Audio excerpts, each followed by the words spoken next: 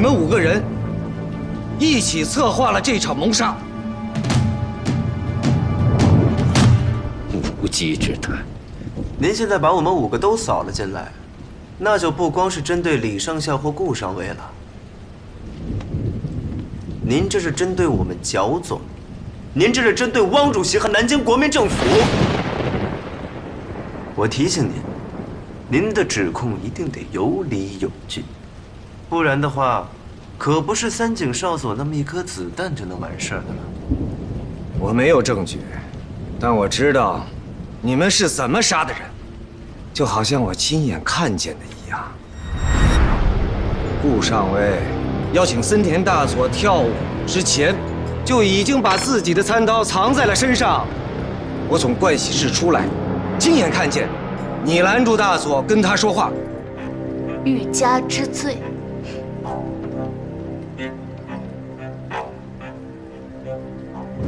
你继续说。舞曲开始的时候，你们精心策划的行动也开始了。白秘书成功地吸引了大家的注意力。接下来，吴大队就可以到盥洗室断电了。不过在执行计划的时候，出现了一点小意外。李上校，由于我的固执请教，差一点耽误了李上校偷刀。不过他巧妙地用要到我座位上谈话为理由，顺理成章经过了大佐的餐桌，拿到了大佐的餐刀。动行动！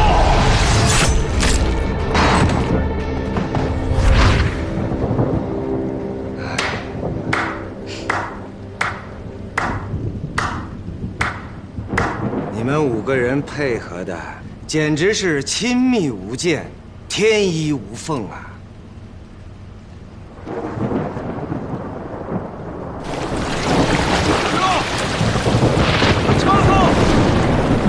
足元全部開けろ！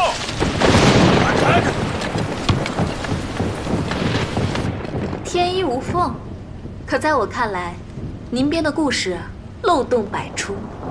那烦请顾上尉指教啊！破解一部密码机，需要攻破3个关卡：结构、密钥，还有操作口令。同样的，破解一桩谋杀案，也需要攻破3个要件：时机、手段，还有最重要的动机。金教授，你机关算尽，总算在时机和手段上自圆其说了。可你没有办法解释我们5个合谋杀害大佐的动机是什么。别忘了，就在几个小时前，大佐还为我们几个申请嘉奖。剿总的机要处里没有疯子，获得嘉奖后，合谋的第一件事儿，恐怕不会是杀人吧？因为你们已经知道了森田大佐的计划，想逃跑。荒唐！大佐的计划是在少佐来了之后才公布的，我们怎么会提前知道？也许就是森田大佐亲口告诉你的。我真是好奇呀，像顾小姐这样优良的家世，什么样的生活不好求啊？为什么一定要进入汪精卫的特务机关，以自己生命作为代价呢？因为我喜欢冒险。再者，如果我没有进入剿总的机要处，恐怕此刻也不会和大佐跳舞了。可遗憾的是，这支曲子完了，我就要退出大队，三井少佐就会将齐克隆里放入整个大队。郭小姐，这将是你人生当中最后一支曲子，恐怕就是那一刻，你决心冒险刺杀大佐，死里求生啊！森田大佐绝不会想到，他对你的些许垂怜，会害得他死不瞑目。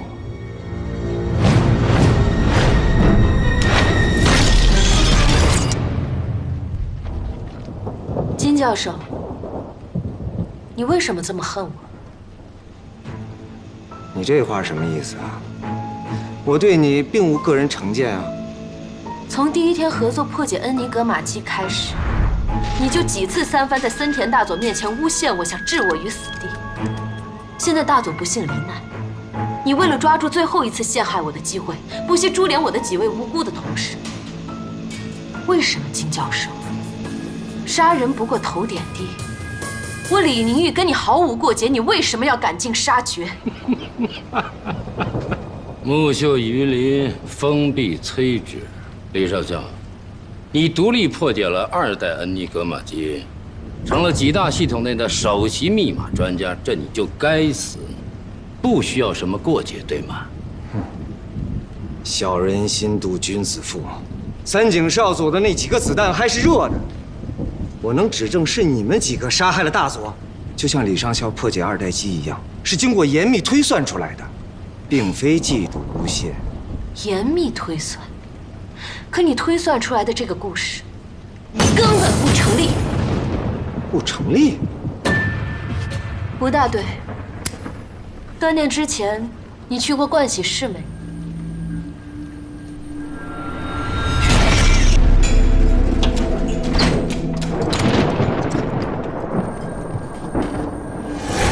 去过，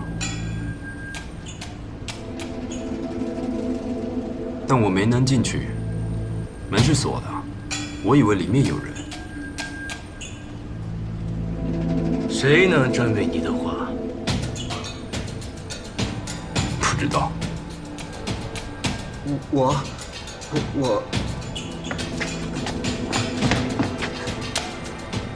当时看见吴大队在楼梯旁站着，盥洗室的门还锁着。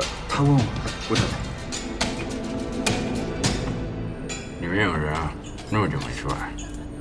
这我也不是很清楚，要不您再等等。那个门就一直没开，直到后来士兵搜查才撞开的。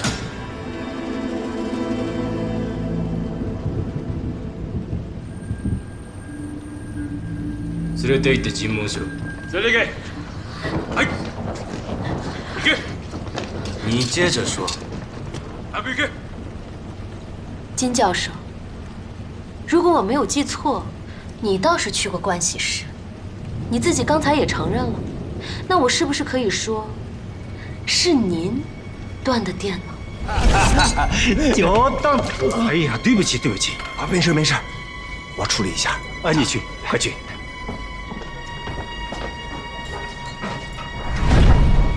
这还不是最荒谬的，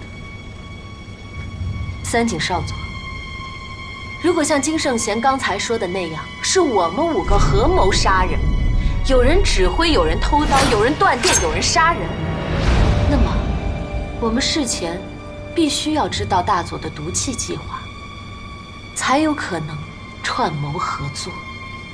可如果像他说的那样，是顾小梦跳舞的时候才被大佐告知计划，那么杀人就是他个人的临时起意，怎么可能会有5个人的通力配合呢？少佐，这么拙劣的谎言不堪一击，恐怕不能写入大佐身亡的调查案卷吧？金圣贤多次诬陷我，我怀疑他杀人逃命，那一定还有别的目的。他是一个秘密。终于说出来了，这艘船上确实混进了间谍。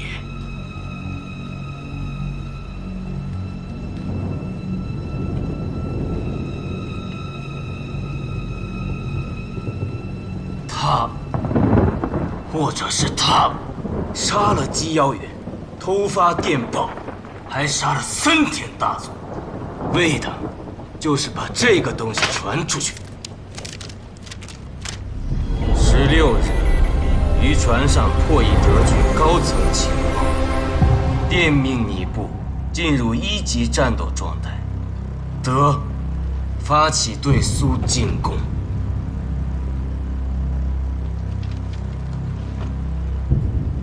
像这样子的盒子，在海面上还有许多，士兵们正在打捞。也许，森田大佐被杀的原因，根本不是谁想要逃命，而是唯有杀了森田大佐，才能吸引所有人的注意力，偷偷地将情报传递出去。这个大胆的间谍，就在你们当中。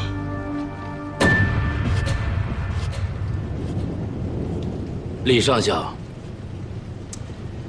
这封密电就是你昨天破译的，对吗？那好，我金某人失陪了，吴大队、白秘书也可以走了。站住！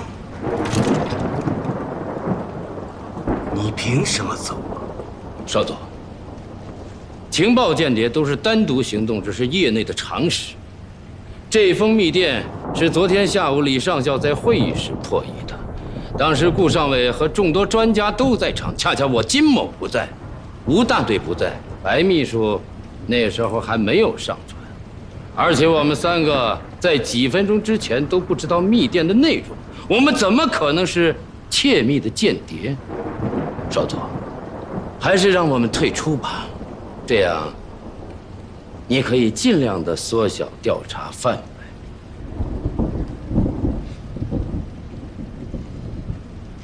你确实不在破译现场，可谁又能保证没有人把密电的内容泄露给你？不在场并不意味着不知道啊。你这话什么意思？金处长，你还真是健忘啊！当时李科长的破译陷入困境，您担心他任务失败，连累大家，写了一封假密电交给我，希望能帮李上校渡过难关。不要胡说！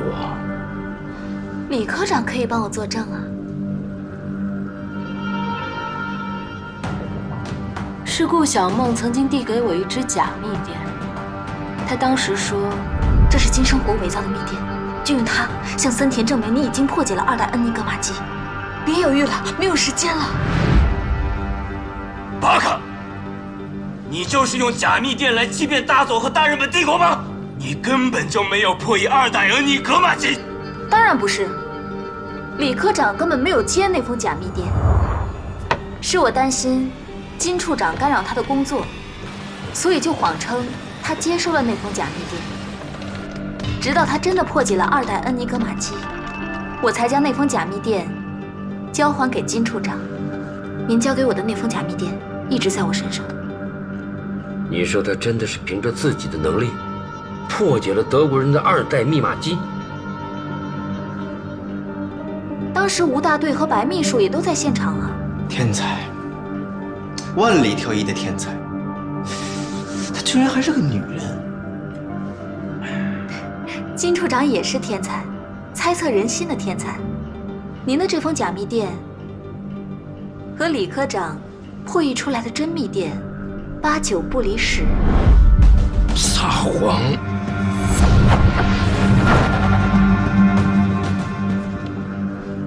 蜜蜂的火气还在，他根本没有接这封假密电，他是凭借自己的力量，真的破解了2代恩尼格玛机。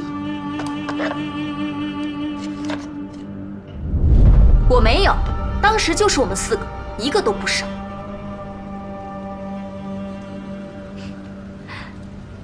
所以，就算金处长和吴大队长不在现场，可是密电的内容也都是知道的。哦，吴大队长，您这个人从来不会说谎，就请您和少佐说说，我说的到底是不是真的？吴大队长，想清楚了再回答。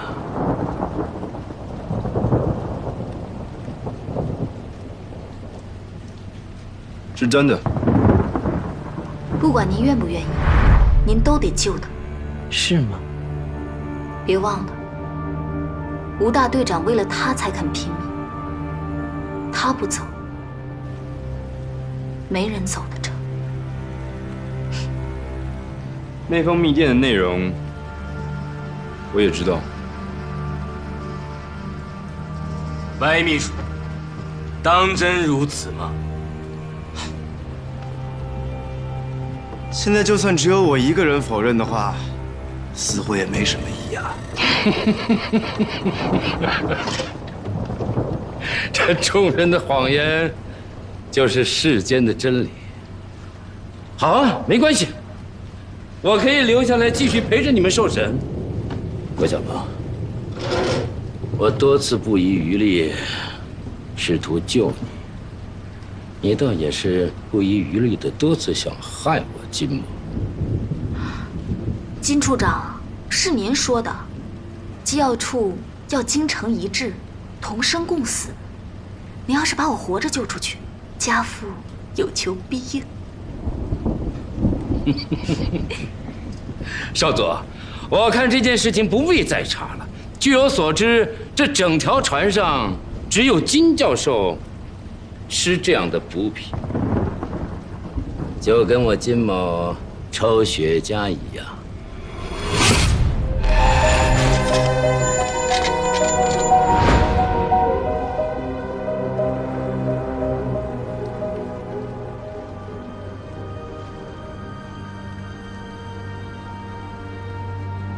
就算这药盒是我用的，我的药盒用完就扔，这船上任何人捡到都可以栽赃给我。一个两个是随手栽赃，可10几个呢？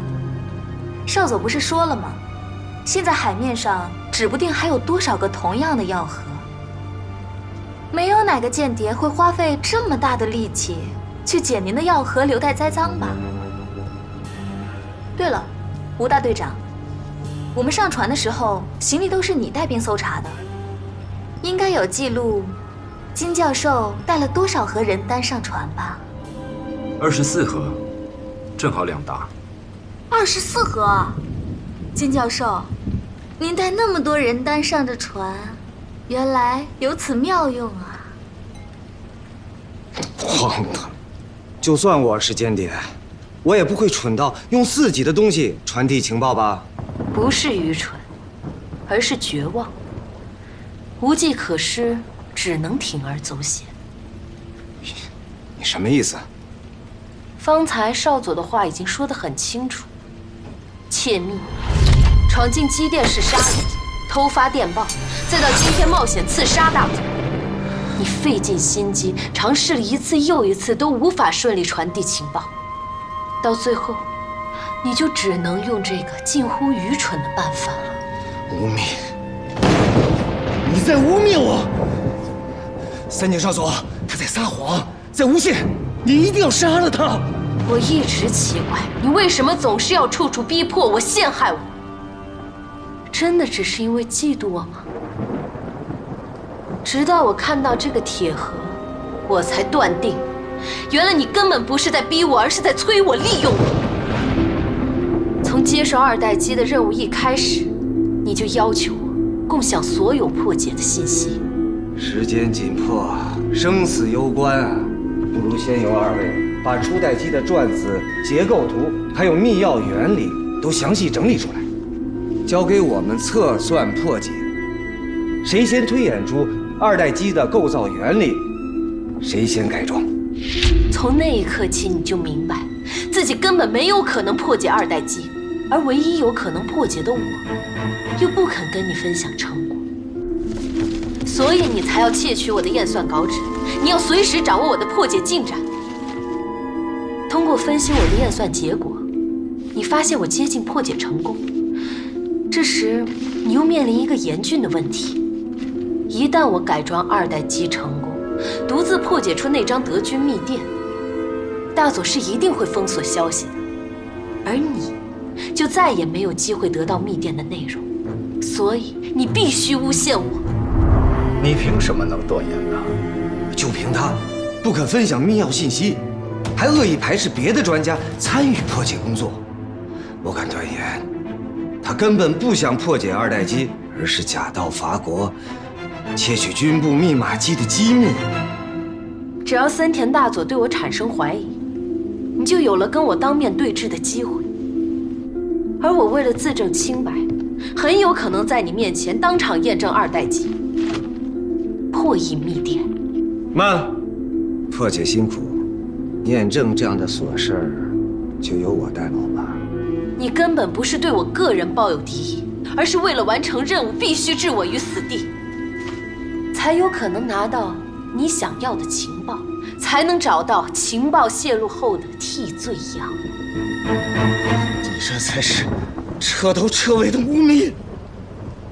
三井少佐，我跟所有的人都一样，也是在昨天下午才知道破译后的密电内容啊！我怎么可能未卜先知？从一开始就精心准备，要盗取情报。未卜先知，对于一个职业间谍来说并不难啊。金处长，不也是未卜先知吗？不是破译，是猜出来的。金处长也是天才，猜测人心的天才。雕虫小技，不值一提，不值一提。金某人尚可如此，那金教授更是不难。众口一词的污蔑，三井少佐，不要相信他们。对了，我没有机会，我做不了。当时我是跟您、跟森田大佐在一起啊，根本没有杀人发报的机会。你杀得了？苏联格别乌出身的顶尖间谍，一定受过专业的暗杀训练。金教授，您就别再谦虚了。这话你最好有证据。从民国11年开始，苏联中央执行委员会为了扶植和控制中国共产党的势力，就责成格别乌实施一项红福计划，分批派出间谍渗透到各国的驻华机构中，专门搜集所有和苏共、中共有关的军政情报。金教授，您的妻子是个白俄，对吧？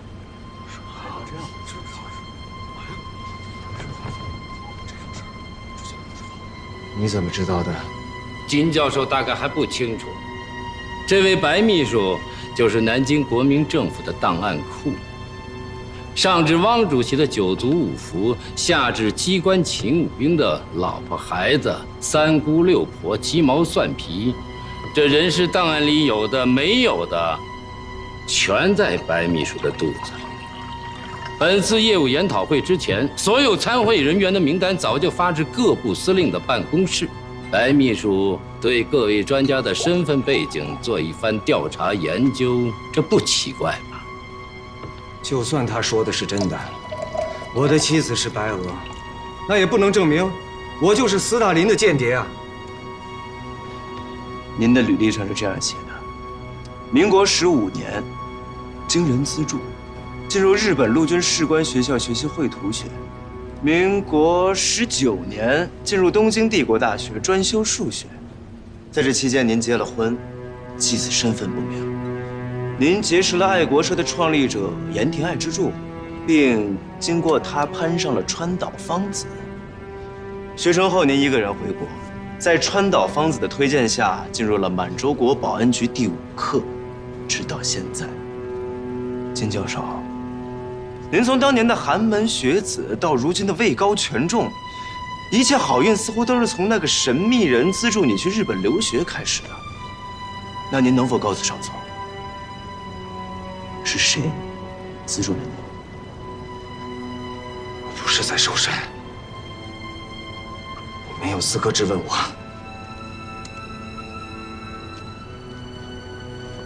不能说，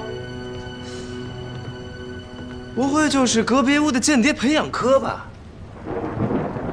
东方主义，全是污蔑。自从您进入满洲国保安局第5课以后，4年间，居然出现过7次严重泄密事件，而且每一次都是和日本军部对中共战略部署有关，包括不久前戴笠派亲信唐贤秋到满洲国秘密和川岛芳子会晤，商讨剿共事项，都很快被共产党获悉，公之于众。保安局至少有3000多名间谍，第5科就有上百名，那任何人都有嫌疑啊！您的履历上写无子女。可是您长期秘密资助一个俄国教会里的15岁女孩，她不是纯种的俄国人，而是中俄混血。该不会就是您和白俄妻子的女儿吧？你到底想说什么？资助你去日本留学的神秘人身份不明，你的白俄妻子下落不明，明明是你的女儿，却要顶着孤儿的名义寄养在教会学校，不敢相认。金教授，这些碎片拼凑起来的话，连个傻子都能看得出来了。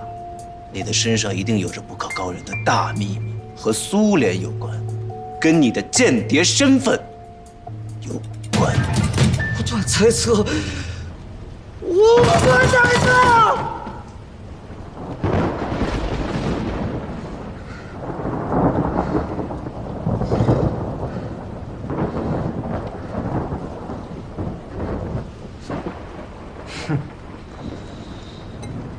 但是，你又无法反驳，不是吗？我有不在场的证据。祭奠时的报员被杀时，我是跟三井少佐、森田大佐一直在一起。三井少佐就是我的证明人。一直在一起，片刻都没有离开过吗？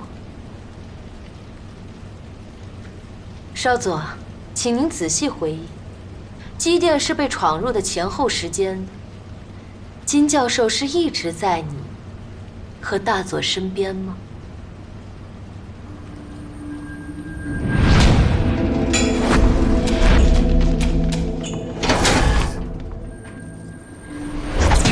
不，他离开过。他有杀人的时间。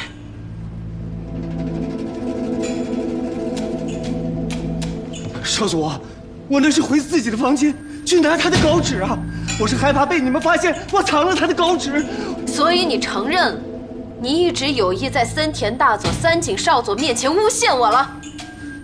少佐，那份电报是发给他们剿总司令部的，我就算是苏联间谍，也不可能把电报发给他们。你承认了？那份电报就是你发的。不错，金教授终于招供了。那份电报至于发到什么地方，大佐从未公布过。只有这个偷发电报的人，也就是你，只有你知道这封电报是发往剿总司令部的，对吗？原来写有球状的那份密电是金教授发的。金教，那是什么意思？什么球状？不是我发的，我真的不知道，真的不知道啊！而且，我为什么要发给他们剿总司令部？这毫无道理啊！有道理，因为你闯进机电室，杀人发报的目的根本不是为了传递情报，因为此时我还没有破译出电文，这应该就是你们的紧急条款。在不得已的情况下，可以利用敌方电台给指定的电台发信，你的组织就可以跟踪这条特殊的电报，定位你当前所在的位置。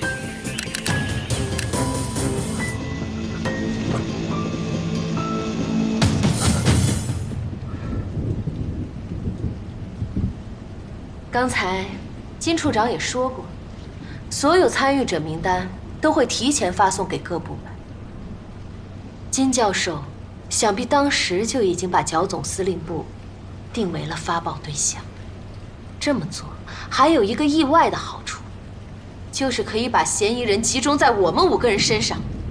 一旦等我破解了那条密电，他就马上按照约定的方式把情报传出去。约定方式？哪个职业间谍会这么蠢，在海上用漂流盒传递情报？一时毒药，一时良方。你已经通过那道电报，暴露了船上的位置和信号。你的组织只要继续跟踪船上的电台讯号，就可以轻易地跟踪我们。到了约定的时间，你就把情报投进水里，他们自然会来打捞。太荒唐！真的有人打捞情报，怎么会不被发现？所以你才要断电，干扰船上的监察系统，然后刺杀大佐，吸引大家的注意力。你闭嘴！别动！血口喷人！你血口喷人！有什么证据？证据？这也是我严密的推理，可您无法反驳，不是吗？你说的这个故事有一个事实真，李廷玉。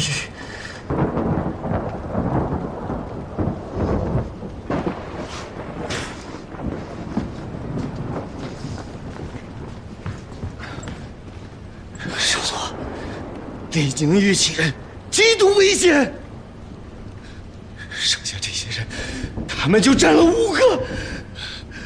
我无法为自己辩白，但我恳求少佐执行森田大佐生前的命令，释放毒气。剩下这些人，总有一个是窃取情报、杀害大佐的真凶。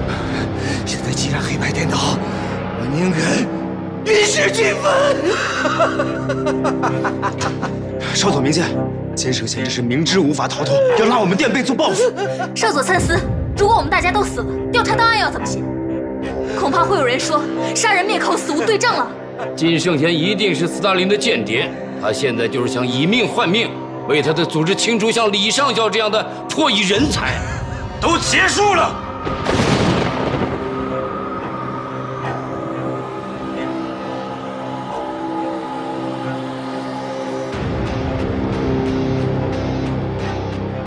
彼女連れて行け。早く。哎，车总，我们已经找到了凶手，您不能失信。我没有失信，找到凶手的是李宁玉一个人，他可以活下去。诸位的受训不会取消，我以帝国军人的荣誉保证，你们将和森田大佐一样，受到最体面的葬礼。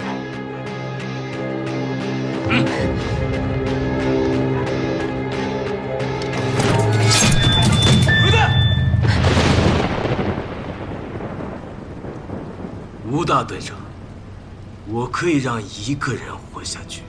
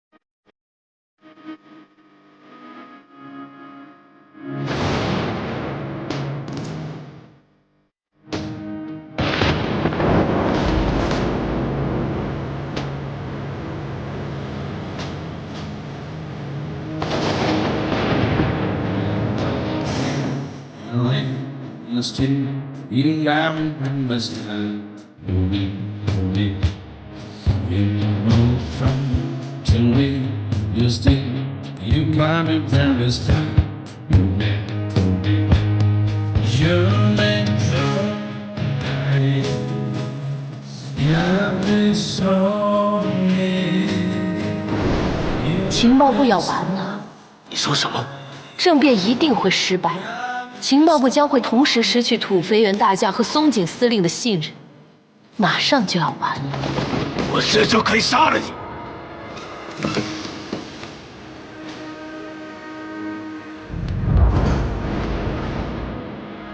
推羊入虎口，那不一样是见死不救吗？天才的血要多热，我还真想试试。成也萧何，败也萧何。吾将上下而求索，虽九死而犹未悔。救我，说不完，我欠你的我要还给你。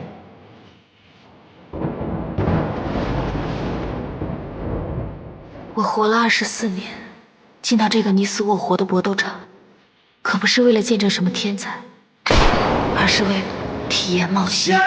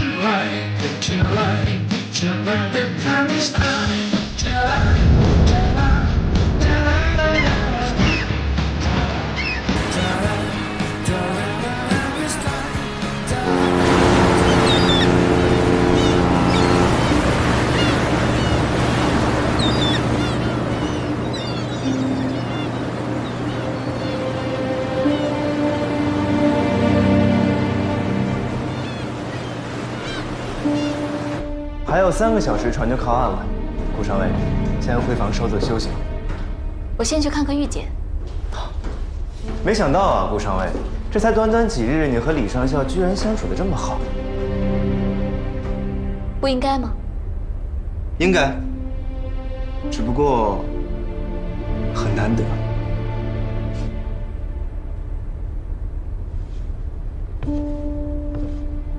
哦，对了。你真的认为是金圣贤杀了森田吗？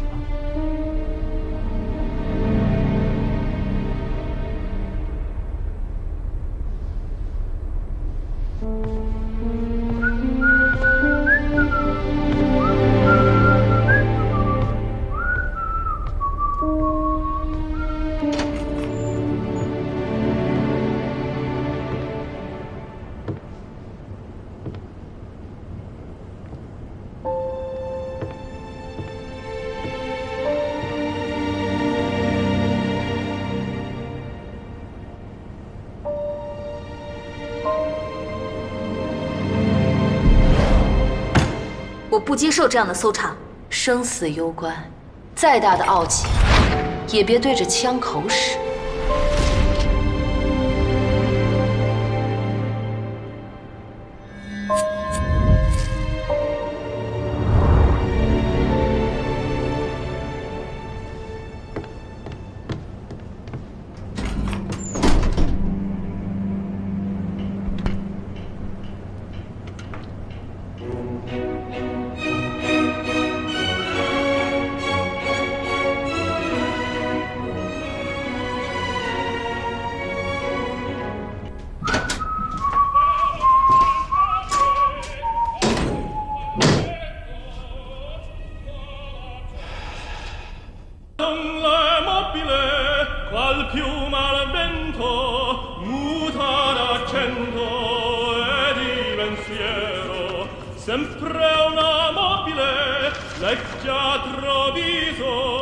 情报部要完了。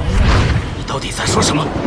这次破译根本不是什么执行军部秘密行动，而是为了协助土肥原大将改变军部决策，巩固与德国的反共盟约，全力对苏采取行动。从东北事变开始，这场战争开始整整10年了。蒋介石败而不倒，中共游而不败，日本的经济快消耗不起了。对于日本帝国来说，只有2个选择：南下，开辟太平洋战场；北上，攻占苏联的西伯利亚腹地。关于对苏德的态度，军部最高层早就分裂了。山本五十六一派力主南下，而土肥原大将与板垣参谋长等苦心缔造了满洲国。一旦南下开战，苏联一定会趁虚侵占东北。所以，土肥原大将想先斩后奏，配合德军挑衅苏联，胁迫军队不得不对苏开战。这相当于一场政变。你果然是天才，不但懂破译，还懂政治。如果计划成功，日本就会陷入与蒋介石和斯大林的双面作战，这是打不赢的。战事惨败，情报部必然会被追究责任。住嘴！住嘴！少佐，我看得出你是位理智谨慎的人，一定不会赞成那么疯狂的计划。只要让餐厅里的人都活下去，故伎泄密，土肥原大将一定不会明知不可为而为之。你是在拯救无数帝国军人的生命，还有情报部。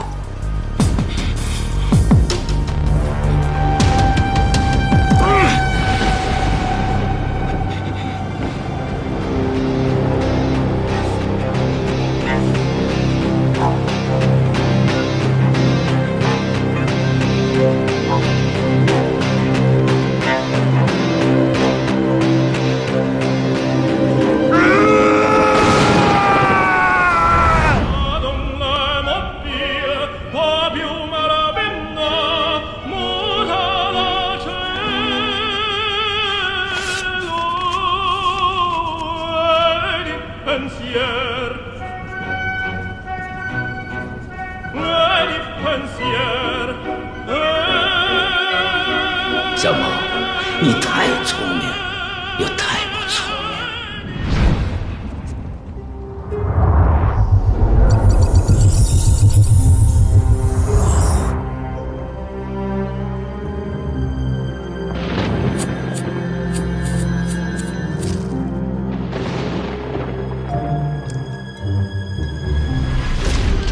女人呐，我们的手啊，比真菩萨的手还要干净。手上沾血的是他金圣贤。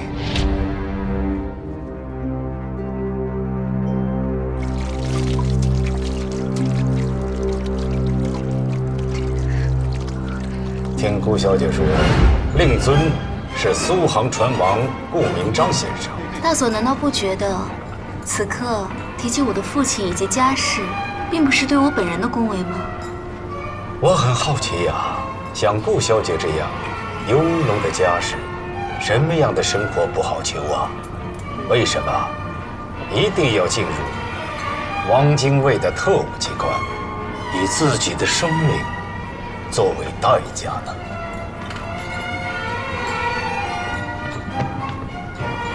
大佐，您说的话，我是越来越不明白了。军头戴笠锄奸计划，刺杀金生火，你们戴局长没有训导过你吗？当地牌被揭开的时候，就不要再伪装了。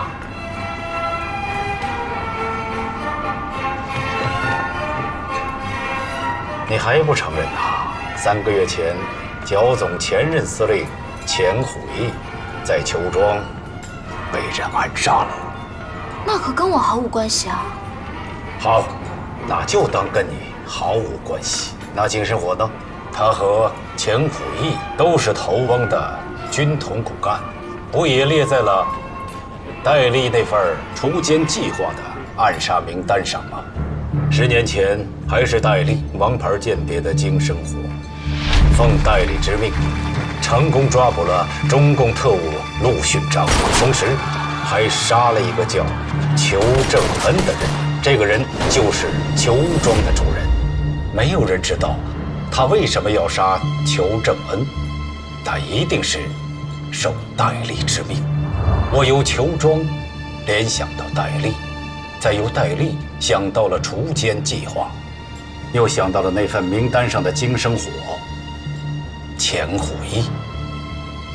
这个时候，我一下子就明白了，这条船上的间谍到底是谁？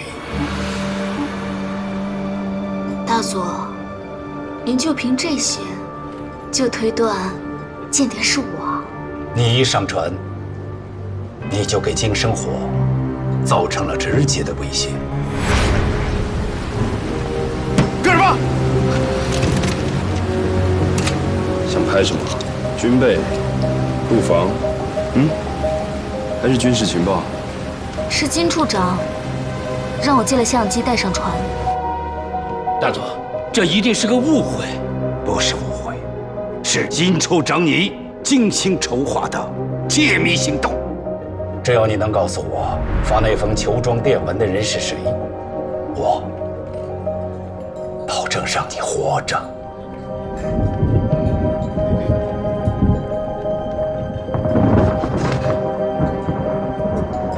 我没有要告发的人。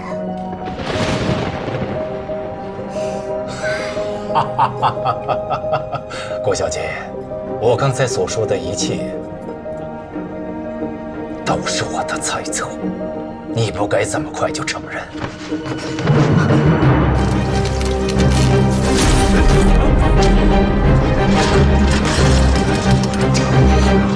动行动！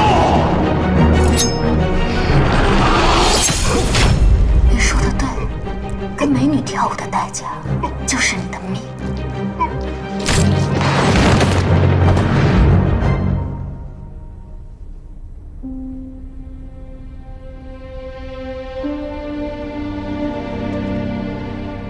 此番劫后余生，也算是生死之交了。有什么话我金某就直说了。电文里裘庄是什么意思？为什么独独这次看到裘庄二字，就火速派你白秘书上船？吴大队发的电文，这您得问他去。若问他能问得出来，何必等到现在？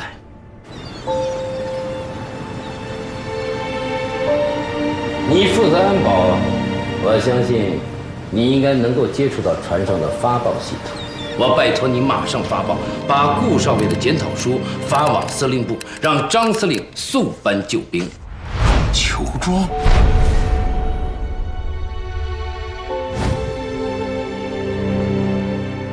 裘庄，他怎么会知道这事儿？这裘庄二字大概就是吴大队长对张司令念的一道警铃针。吴大队，吴大队，你饶了我吧！吴大队，我再也不敢了。您的意思，张司令有什么把柄被吴大队攥在手里？至少他不敢让日本人知道。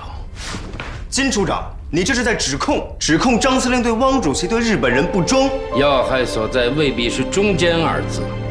你我虽是军人，但奈何入了官场？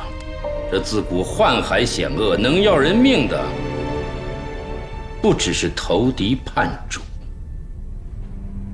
那是什么？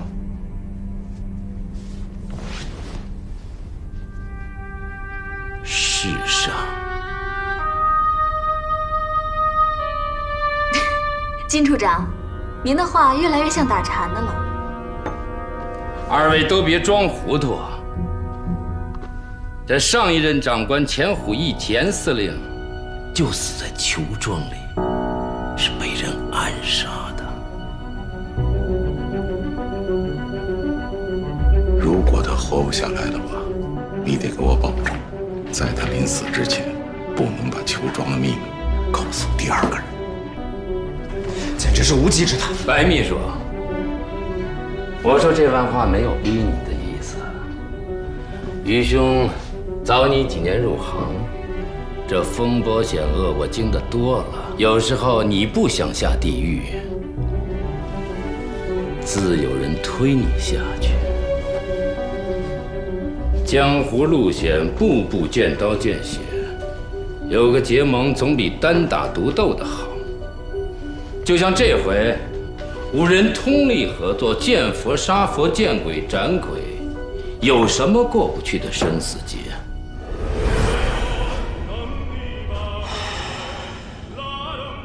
喜剧是傻子骗了疯子，悲剧就是疯子骗了傻子。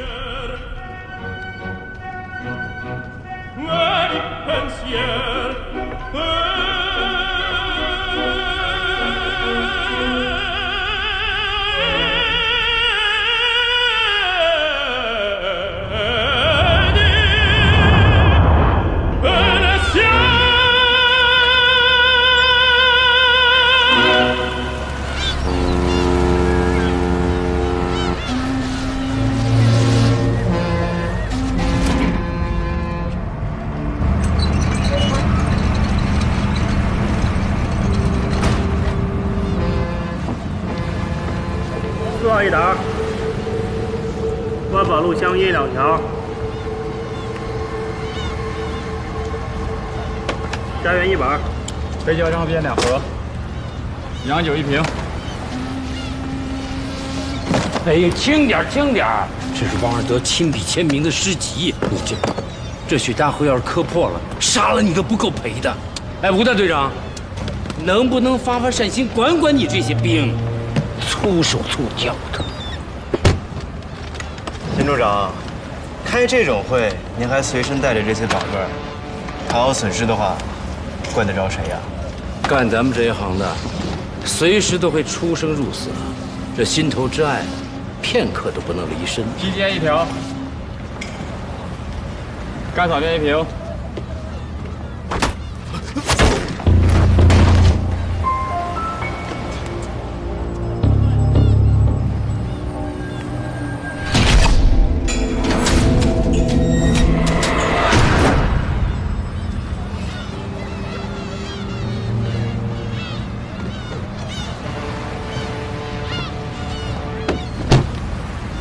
可以了吧？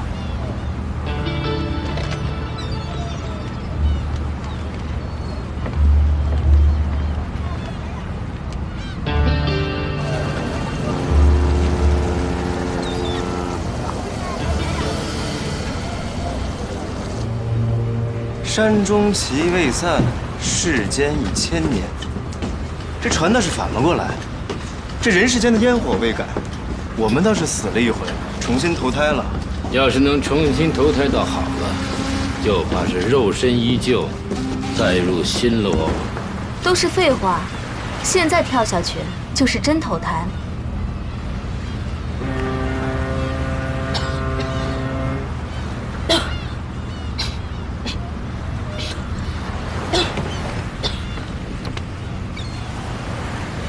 玉姐，药不能多吃啊。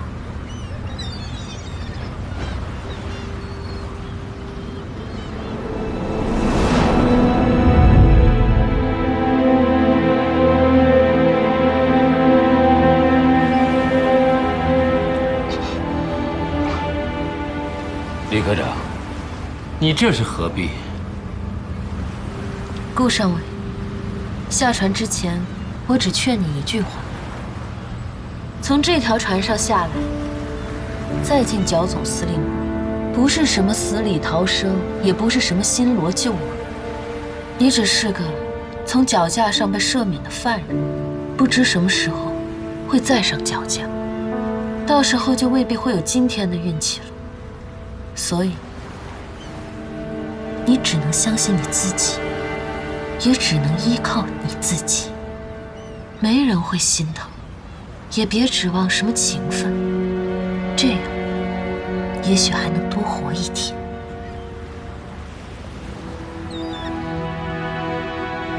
玉洁，我知道了。叫我李上校，这是最后一遍。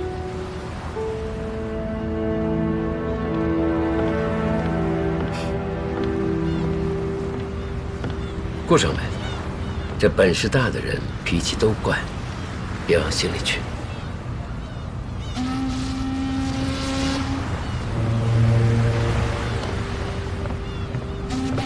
顾上尉，你好像忘记了什么。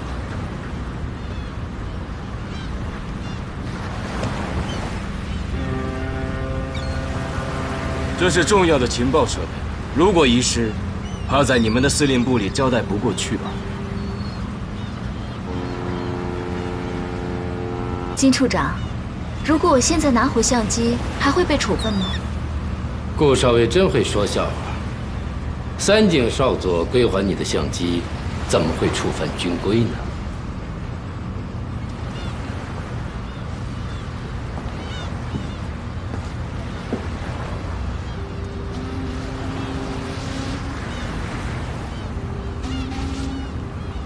谢谢少佐。马上就要下船了，做个诀别吧。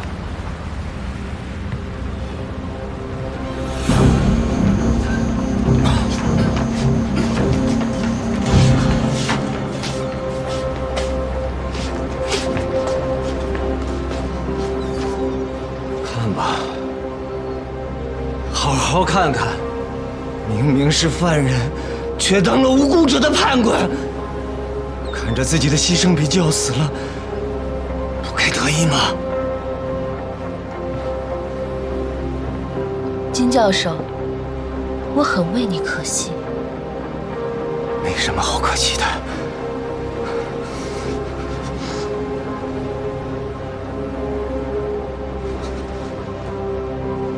因为我的今天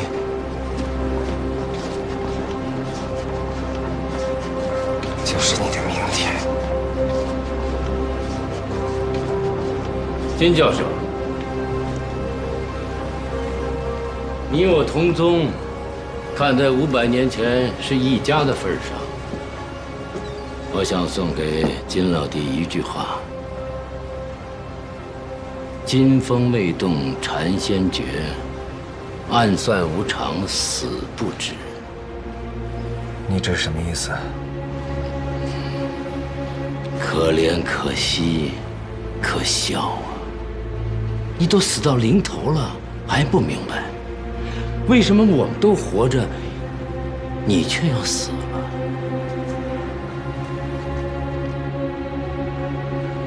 你我同为谍报人员，赖以生存的不是靠什么捕风捉影，更不靠什么破译密码。你我需要破译的是人心。不信你听听，这风声里传的哪是什么密码啊？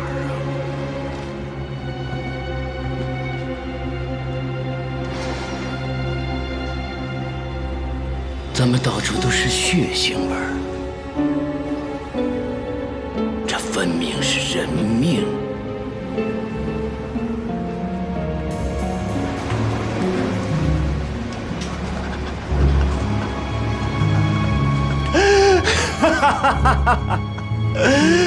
我输了，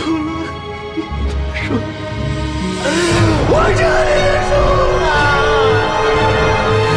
我就是个算数的，你们是玩命的，玩命的，玩命的，玩吧！你们玩吧，用不了多久就会玩到你们自己的头上。风里传的不是密码，不是命，是你们的血，你们的血，你们的血。李上校，作为破译专家，你应该清楚，破译的方式有千百种，但最稳妥的保密方式只有一种，那就是毁灭。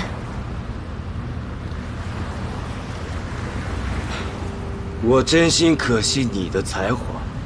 森田大佐说的没错，你的头脑价值千钧，所以不要逼我。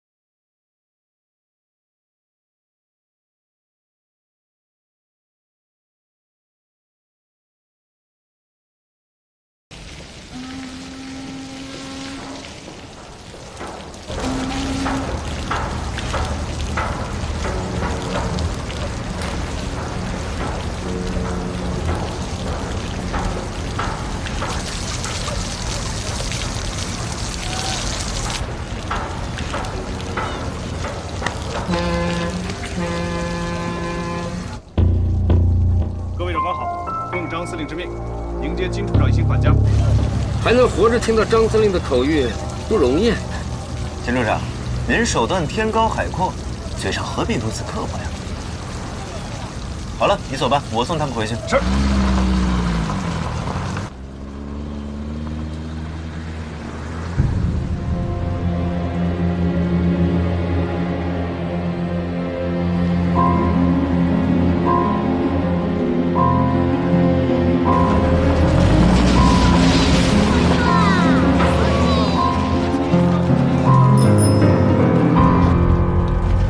结不了多久了，再过这条街就是金处长的府上了。绕过去，先送李上校。估计再过几条街就是顾上尉府上了。吴大队，你反正住在司令部，最后就随车回司令部吧。无所谓。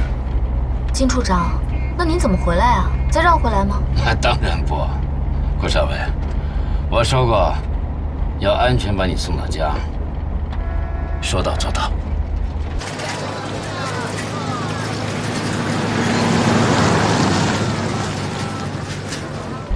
玉姐，你跟我回家吧。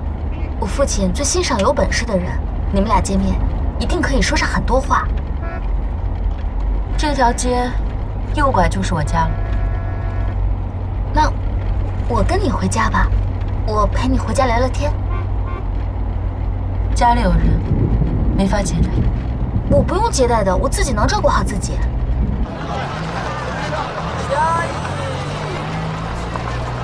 在这里停下就好。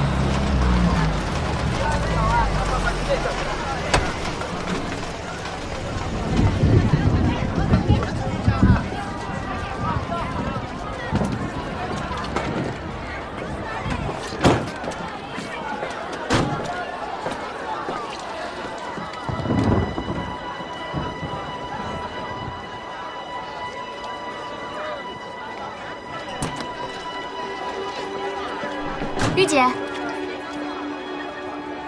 等照片洗好了，我给你送过去。谢谢。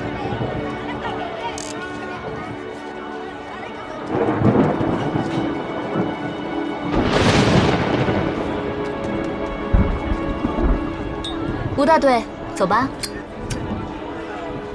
上车吧，小孟。吴大队有要务。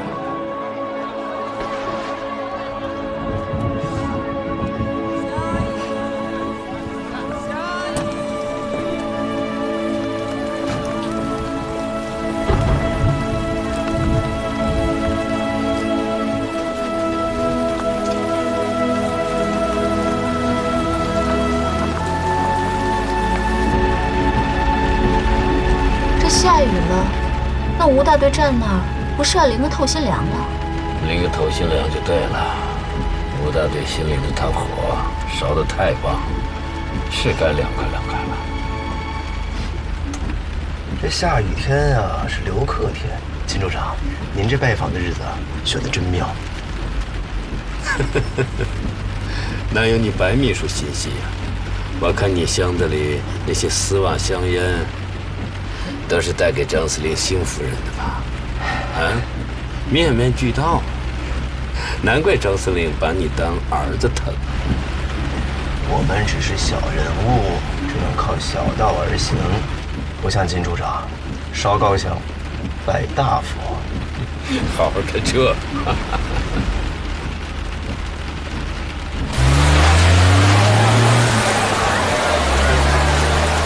刘妈。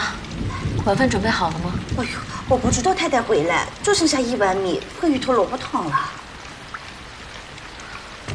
之前不是告诉过你了吗？先生越是一个人在家里，伙食越是要在意。你出去买份小排骨，再加一份清炖莲藕，别忘了帮我带份报纸。哦，太太，怎么了？自从您走了以后，先生就没有给过我买菜的钱，都是我自己拿工钱垫上的。刘妈，真的不好意思，你就别放在心上了。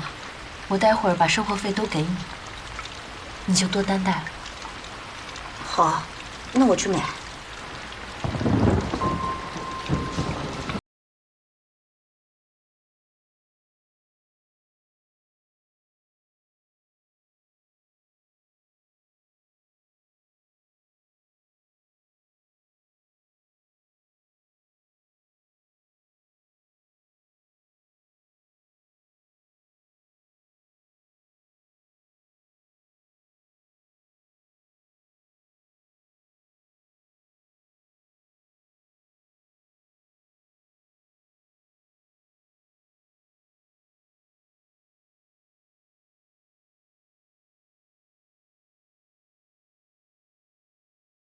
您的样子，今天是铁了心的要见我父亲。可有时候啊，越是真佛，越像阎王。不怕，我说过要送你回家的。好，那里面请吧。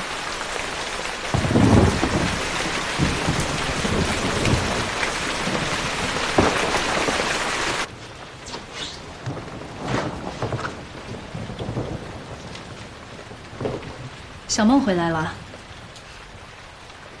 先生您好。你好，这位是夫人。这是爸爸的管家 ，Miss 赵。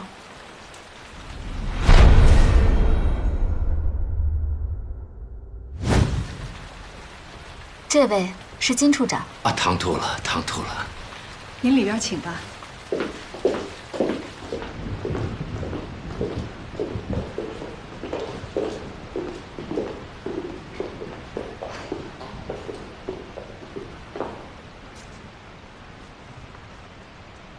爸爸呢？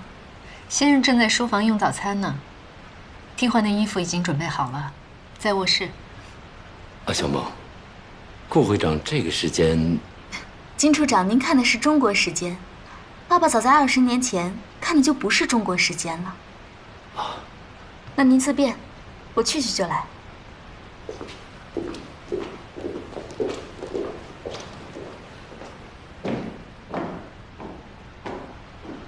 金处长，您坐一会儿。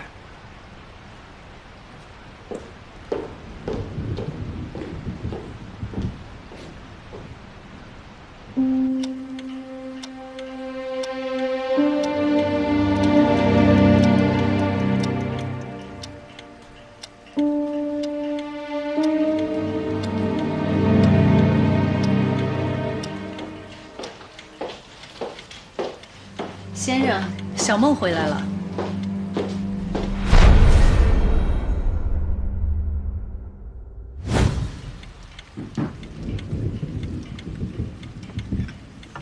有一位姓金的处长送他一起回来的。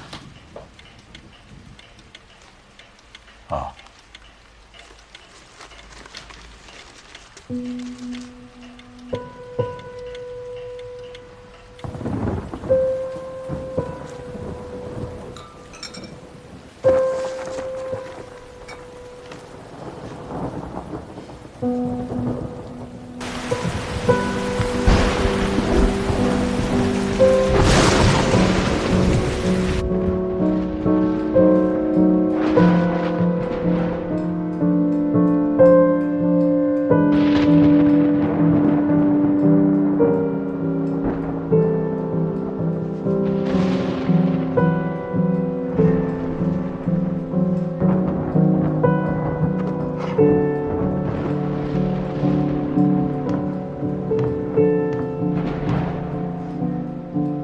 那是巴塞罗那博览会德国馆的概念模型，德国现代主义建筑大师路德维希的作品。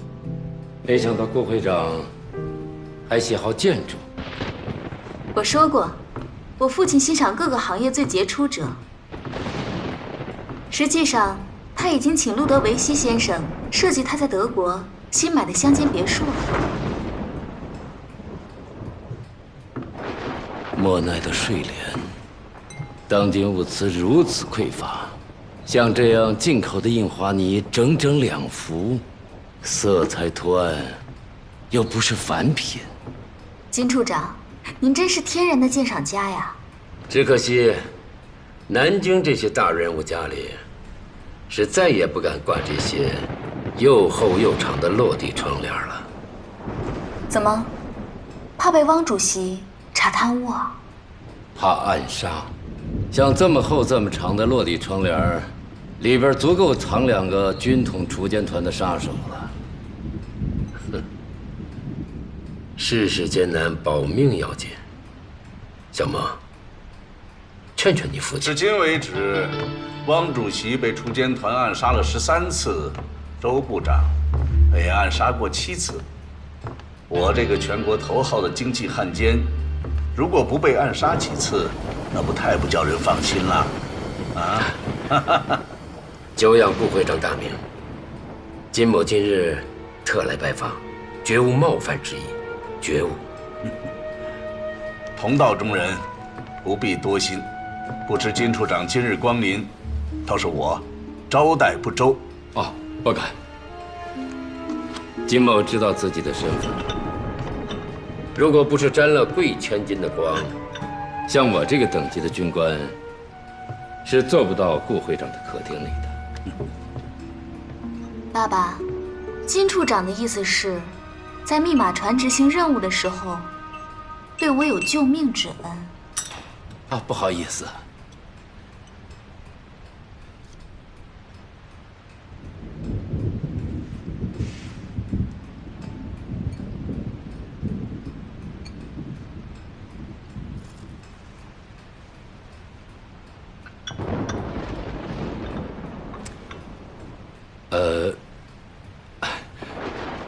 顾会长，那我就告辞了。啊，金处长误会了，顾某对您的救命之恩，并不吃惊，不是不领情，而是早就料到会有这一天了。请坐。我这个女儿啊，人是不笨，就是感情动得比脑子快，人动得比情势急，莽撞如此，实在不该踏入贵行。可是从小到大，只要是他想做的，我不管，也管不了。顾会长此言，恕金某不敢苟同。依我看，小孟行事决断，最合适干这一行。做我们这个工作，需要的不是谨慎，哦，是直觉。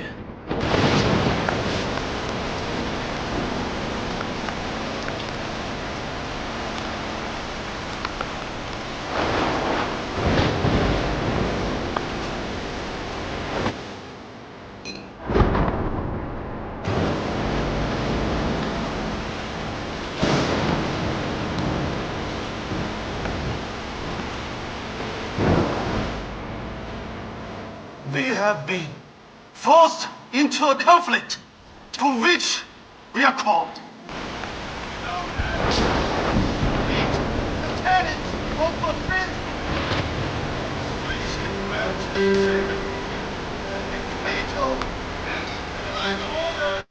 In the world, 小点声。 such a prison, stripped of all disguise, is surely the mere Christian doctrine that might is right.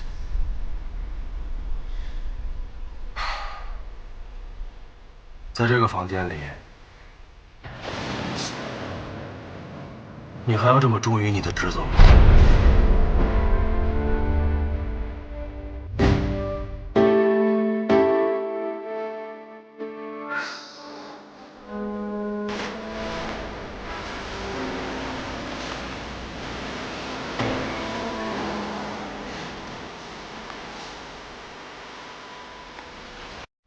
您现在是否能拿出5000美元？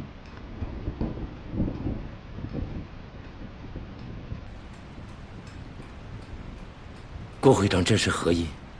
啊，刚才我在《泰晤士报》上看到一条新闻，瑞典的铁矿石10日之内价格暴涨了30%。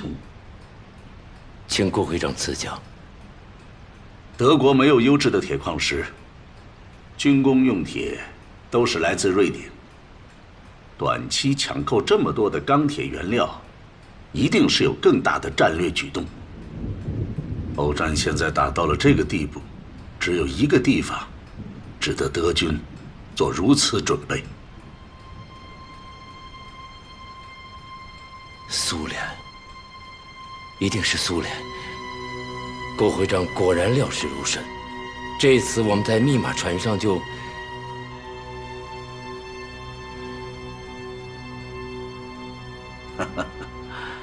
一旦开战，大国之内就只有美国还幸免于战。我相信，这条新闻一经国际投机家们的分析，那2日之内，大批的游资就会涌入华尔街，美元的汇率必然大涨。您是什么意思？哈哈，现在是晚上8点多。 再过几个小时，华尔街就开始交易了，多了不敢说，3、5千美元是有的赚的。只听小孟说，郭会长过的不是中国时间，现在我才知道是什么意思了。医生眼中，时间就是生命；商人眼中，时间就是金钱；而在汪主席和周部长眼中， 时间就是一场战争的胜败，一个国家的生死。东京的时间比南京早了整整1个小时，只怕就是这1个小时，我们要用尽2代人才能追得上。知我者为我心忧。郭会长忧国忧民至此，是不是心太累了？哈哈哈。 一点福才，只是略表谢意。金处长志大才高，金袍未斩，我都不平。哦，不敢不敢。君子立人，惠而不费。刚才说的那点投资消息，国府军中的高层应该还无人知道。我明白，明白。郭会长，金某生性怪癖。 这平生感佩之人甚少，啊，感激的话我就不多说了。多谢郭会长。时间宝贵，不多谈了。小孟说，金处长好雅物，这本由托尔斯泰亲笔签名的《空王观》，做个纪念吧。